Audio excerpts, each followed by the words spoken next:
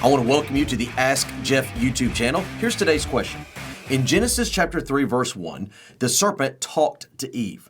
At that time, did all the animals talk or just the serpent because he was Satan? Well, let me address this question from two angles. Initially, when we speak of all animals, understand that only the serpent was punished by God in Genesis chapter 3. So therefore, we would default that whatever is taking place is only in regards to the serpent, not the entirety of the animal kingdom. Now, let's broaden out just a little bit. In Revelation chapter 12, it calls Satan that old serpent. 2 Corinthians chapter 11, it says, marvel not that Satan is able to transform himself into, and here's the important part, an angel of light. Now, again, let me use a little mathematical equation here.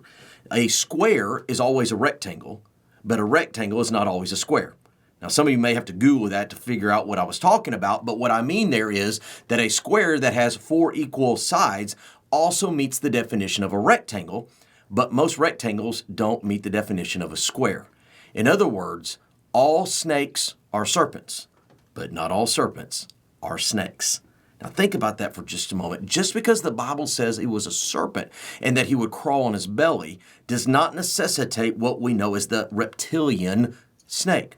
Because the Bible says he transforms himself as an angel of light, presenting his message as if it is from God to deceive us. And every angel in the Bible appears in the form of a man. So, that being said, you weren't there, I wasn't there, we don't have an exact, shall we say, video footage of the garden. But I think what we can discover is that of all of the creation, it was only one item used, not all of them.